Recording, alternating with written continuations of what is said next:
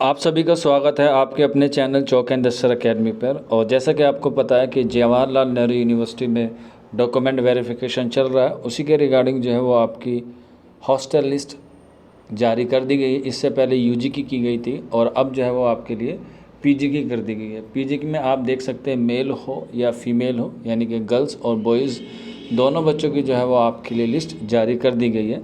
और category wise जो है वो जारी की गई है। जनरल की अलग है, ओबीसी की अलग, एससी एसटी की जो है वो अलग की गई है। लगभग 8 लिस्ट जो है वो जारी की गई हैं, मेल्स की और फीमेल की। तो यहाँ पे एक आपको मैं दिखा रहा हूँ, बाकी आप लोग टेलीग्राम ग्रुप पे हमारे पढ़ जाके वहाँ से जो है वो देख सकते हैं।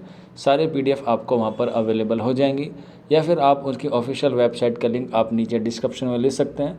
www.jnu.iha.ac.in पे जो है वो आपको वहाँ पर मिल जाएगी। नोटिस वाला सेक्शन में आपको जाके देखना है और आपका जो है उसमें अलॉटमेंट शुरू हो जाएगा। आप देख सकते हैं ये कल की है और आज जो है वो सैटरडे है, तो अभी 2 दिन काम नहीं होता है सैटरडे संडे।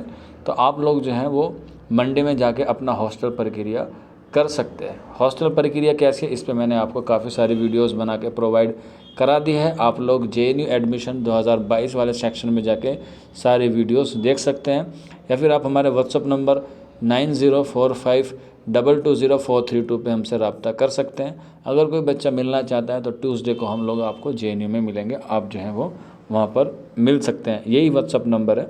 आप देख सकते हैं यहाँ पे पीजी लिस्ट जो है वो जारी कर दी गई है, बॉयज़ की है और जनरल कैटेगरी की है। और यहाँ पे आप देख सकते हैं पहले आपका रजिस्ट्रेशन नंबर है, इसके बाद आपका हॉस्टल फॉर्म है, उसके बाद आपका नाम है और उसके बाद आपको कौन सा हॉस्टल अलॉट हुआ है। तो यहाँ पे आप देख सकते हैं पीडीएफ जो है वो काफ़ी बड़ी है। ये जनरल बच्चों की है। ओबीसी में आप होंगे तो आपको ओबीसी वाली कैटेगरी में रखा जाएगा। एससी हैं तो एससी, एसटी हैं तो एसटी।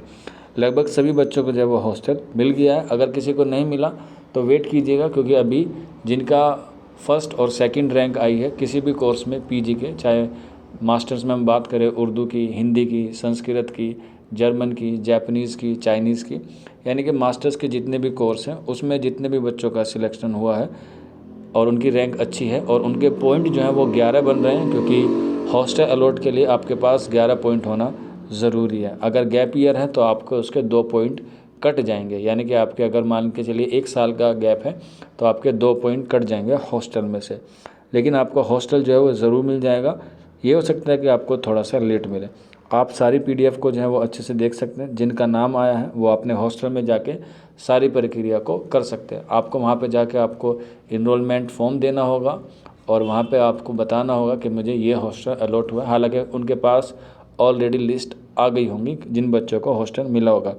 जैसे यहाँ पे आप देख सकते हैं कि यहाँ पे राहुल श्रीवास्तव को जो है वो माही मांडवी मिला, तो माही मांडवी में जाके वो अपना डॉक्यूमेंट दिखाएंगे और हॉस्टल की जो फ़ीस होगी 6,000 रुपये जो सिक्योरिटी फ़ीस होती है वो आपको जमा करनी होगी।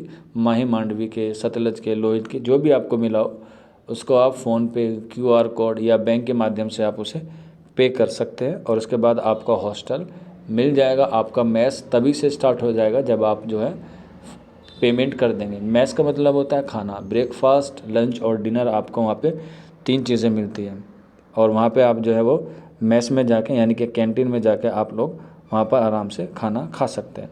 यहाँ पे आप देख सकते हैं लास्ट में जो नीचे एक लाइन लिखी हुई है, ये आप लोग जो है नोट कर लें। ये जो प्रक्रिया होगी ये 3 तारीख से लेके 10 जून तक चलेगी। उसके बाद जो है वो आपका सारी चीज़ें जो है वो ख़त्म कर दी जाएंगी, क्योंकि उसके बाद नई लिस्ट आएगी। तो जो बच्चे सिलेक्ट हुए हैं वो लोग जो है वो जल्द से जल्द अपना एडमिशन या अपना हॉस्टल अलॉटमेंट पूरा कर लें। कोई दिक्कत आती है तो आप नीचे कमेंट बॉक्स में हमसे पूछ सकते हैं, या फिर आप हमारे व्हाट्सअप नंबर पर भी हमसे रब्ता कर सकते हैं। तो मिलते हैं आप लोगों से जल्दी नेक्स्ट वीडियो में। शुक्रिया।